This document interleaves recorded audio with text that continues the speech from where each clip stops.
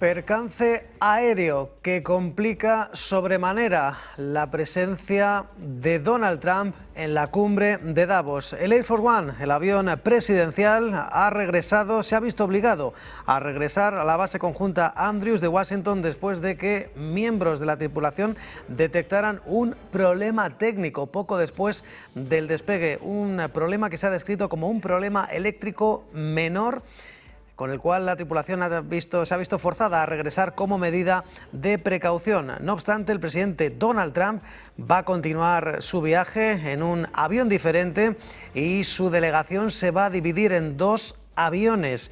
Trump, que recordemos, se dirige a Suiza para asistir al Foro Económico Mundial en Davos, donde se espera que las discusiones se centren en los planes de Estados Unidos sobre Groenlandia. Fallo menor, pero con grandes implicaciones. Un percance que complica la presencia de Donald Trump en Davos.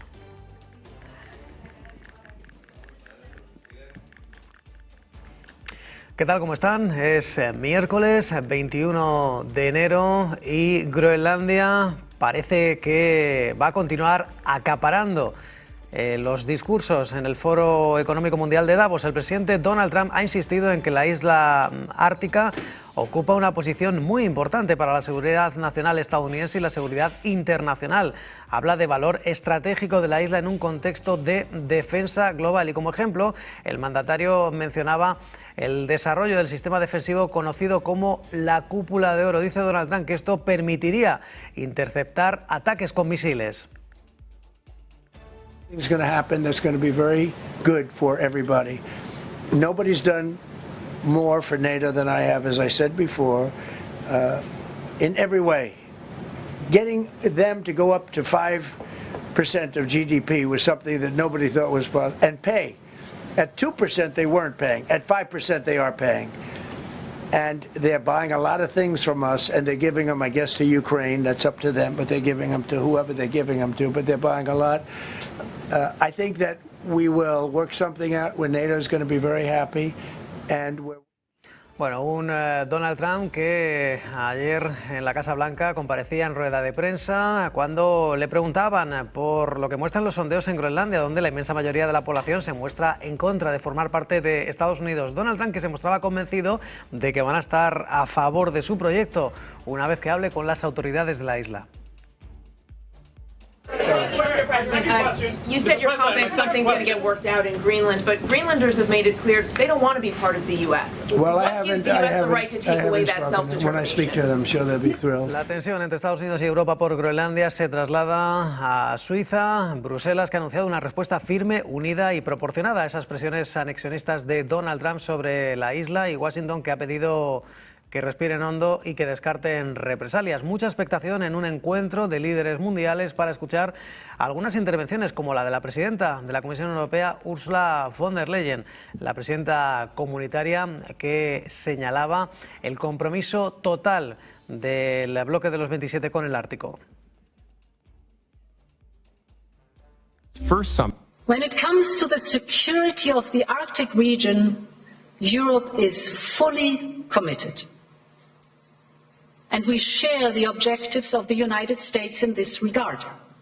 And above all, that Arctic security can only be achieved together. And this is why the proposed additional tariffs are a mistake, especially between long-standing allies. Y el presidente francés Emmanuel Macron, que instaba a sus socios europeos a no dudar en aplicar el mecanismo anticoerción cuando la Unión Europea no sea respetada. También advertía que nos dirigimos a un mundo sin ley. El presidente galo, que ha pedido no dudar en aplicar ese mecanismo, asegurando que así se podrían respetar las reglas del juego. Un Emmanuel Macron que mostraba su tono más duro y menos conciliador con el presidente Donald Trump. Je crois que c'est aussi ça ce qui est important, c'est qu'on doit défendre nos principes, on doit défendre nos intérêts, sans être agressif, nous ne le sommes pas, en nous faisant respecter ce que nous faisons, mais sans se laisser impressionner non plus, et on protégera tous nos producteurs. Je vais devoir y aller. No obstante, el presidente francés Emmanuel Macron asegura que se lleva bien con Donald Trump. También recogía el guante el presidente estadounidense, asegurando que se lleva muy bien, tanto con Keir Starmer, el premier británico, como con el presidente francés, a pesar de esos últimos comentarios que además publicaba Donald Trump en su red social Truth Social. Un Donald Trump que afirma, eso sí, que ambos líderes necesitan enderezar sus países. How would you characterize your relationship with Emmanuel Macron and Keir Starmer right now? And have you spoken to them since your Truth Social post? No, I haven't, but I think I get along very well with them. I mean, they always treat me well. They get a little bit rough when they're, when I'm not around. But when I'm around, they treat me very nicely. And, I like both of them. They're both liberal. They've got to straighten out their countries. You can't, London is having a lot of problems, and if you look at Paris, got a lot of problems. They have two problems: immigration and energy. They got to stop with the windmills, and they got to go back. Like UK has an unbelievable asset called the North Sea. Norway uses it, makes a fortune. They have a better section of it, and they don't do it. They could straighten out their countries, and it would be good. But I get along very well. Escalada de tensión entre la Unión Europea y Estados Unidos por Groenlandia y con algunos otros actores internacionales que continúan echando leña al fuego. Es el ministro de Exteriores de Irán, Abbas Araghchi, que ha acusado a la Unión Europea de hipocresía en sus relaciones con Estados Unidos e Irán. Ha declarado que la inminente amenaza de toma de posesión de Groenlandia por parte de Estados Unidos, por ilegal que sea, dice, no podría sucederle a un continente más merecedor. Un Araghchi que hacía uso de su cuenta oficial en X, recordando también a la presidenta europea Ursula von der Leyen, que actúa repentinamente cuando Estados Unidos viola un acuerdo firmado con la Unión hace apenas 6 meses. También señalaba que el bloque instigó cuando Donald Trump derogó unilateralmente el acuerdo nuclear con Irán durante su primer mandato. Dice Araghchi que o todos los acuerdos son acuerdos o ningún apretón de manos significa nada, y advertía que eso último podría, dice, provocar la ruptura del orden internacional.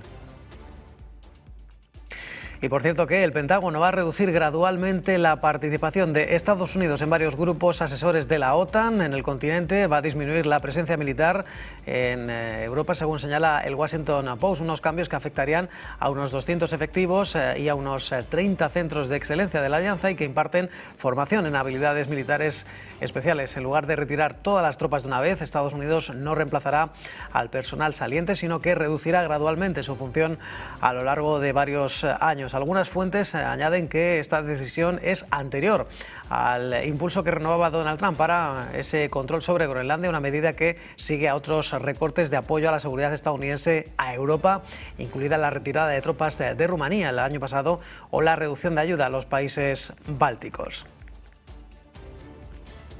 Y Donald Trump, que ha subrayado a través de Truth Social que no habría OTAN en este momento si él no hubiera aparecido, asegurando que ninguna persona ni ningún presidente ha hecho más por la alianza que Donald Trump. Añadía que sin él la alianza habría quedado en el fondo de la historia, asegurando que es triste pero cierto. Unos comentarios que vienen a resaltarse en medio de ese estancamiento diplomático entre Washington y sus aliados europeos de la OTAN tras esas solicitudes para adquirir Groenlandia. No obstante, Donald Trump insiste en que la propiedad estadounidense de la isla ártica es necesaria para la seguridad nacional. También defendía el rol de Estados Unidos en la OTAN. The big fear I have with NATO is we spend tremendous amounts of money with NATO, and I know we'll come to their rescue, but I just really do question whether or not they'll come to ours.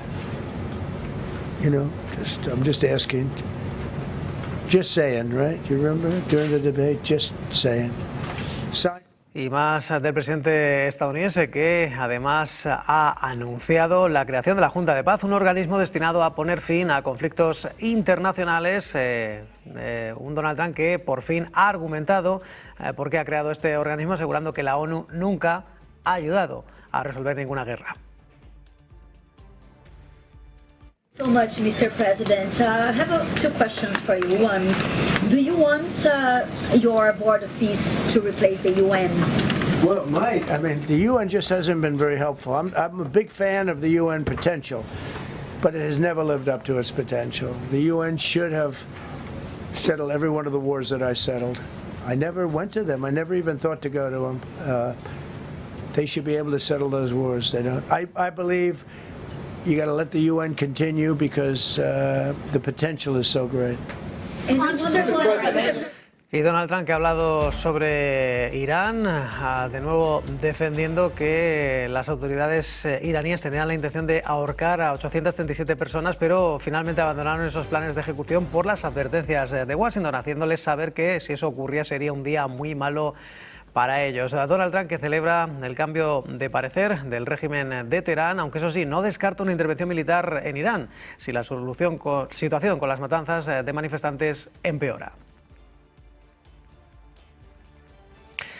Mientras tanto, hablamos de Venezuela y de Donald Trump, que ayer tenía palabras sobre María Corina Machado, algo más que sugerir. Decía directamente que podría involucrar de alguna manera a la líder de la oposición, María Corina Machado, en el futuro del país caribeño. El mandatario, que hacía esta afirmación durante una rueda de prensa, haciendo balance de su primer año en el poder y después de mantener esa reunión la pasada semana en la Casa Blanca con Machado, que le obsequió con la medalla del Premio Nobel de la Paz. Donald Trump, que parece tener un cambio de parecer hacia María Corina Machado. Working with us so well, it's been so nice, and an unbelievably nice woman. Also did a very incredible thing, as you know, a few days ago. We're talking to her, and maybe we can get her involved in some way. I'd love to be able to do that. Maria, maybe we can do that. But we're dealing with the people and the president and all of the people in Venezuela, and we've been doing great. The oil companies are getting ready to make massive investments there. They have more oil than even Saudi Arabia. There you go. Y precisamente sobre esa situación de Venezuela hablaba Donald Trump, sobre esa entrega del Premio Nobel de la Paz de María Corina Machado la pasada semana en Washington. Desde la pasada semana reposa en el ala oeste de la Casa Blanca un Donald Trump que venía a decir algo así como que él también lo merecía. Should have gotten the Nobel Prize for each war, but I don't say that. I say millions and millions of people.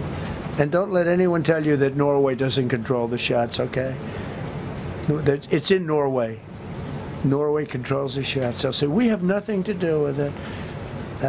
It's a joke. They've lost such prestige. That's why I have such respect for Maria doing what she did. She said, I don't deserve the Nobel Prize. He does. When she got it, they said, wow, that's amazing. I thought President Trump would get it. President. Y precisamente la líder opositora venezolana que aseguraba en Washington que su principal objetivo inmediato es regresar a Venezuela. Ayer mantenía un encuentro, María Corina Machado, con congresistas cubano-estadounidenses y más tarde tenía una reunión con miembros del Comité de Asuntos Exteriores de la Cámara de Representantes. María Corina Machado, que actualmente se encuentra en Estados Unidos, la activista ganadora del Premio Nobel de la Paz 2025, que asegura que el momento que se vive tras la deposición del expresidente venezolano Nicolás Maduro a manos de Estados Unidos es histórico.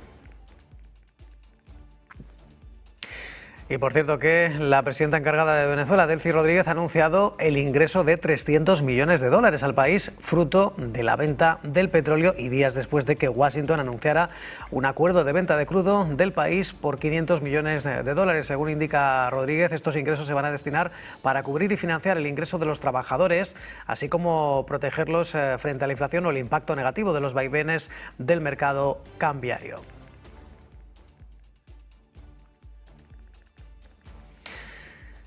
Mientras tanto, el Comando Sur de Estados Unidos, que ha incautado un nuevo petrolero sancionado que transitaba por el Caribe cerca de Venezuela en medio de la cuarentena establecida por la administración Trump a estos buques. Un buque detenido bajo el operativo Lanza del Sur, identificado bajo el nombre Sayita, y de acuerdo con los distintos monitores de tráfico marino circulaba bajo la bandera de países de Panamá y Liberia. El Comando Sur detallaba que este petrolero operaba desafiando la cuarentena impuesta por Donald Trump a los petroleros sancionados que entren o salgan de Venezuela. Este sería el séptimo operativo desde que la administración estadounidense iniciara incautaciones y el bloqueo a buques sancionados en el Caribe, y que se inició como medida de presión contra el gobierno del depuesto presidente Nicolás Maduro.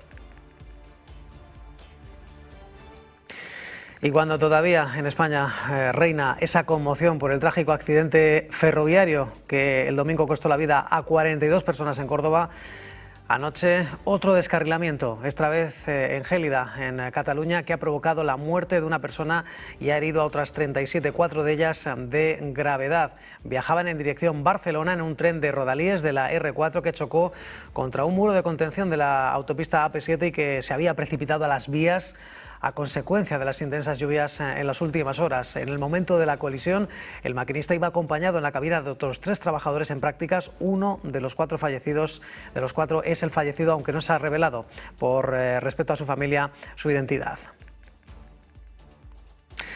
El accidente ferroviario en Adamuz, que deja ya al menos 42 muertos y 123 heridos, 9 permanecen en la UCI. En el lugar del siniestro continúan los trabajos para retirar los trenes y encontrar a más posibles víctimas y esclarecer lo ocurrido.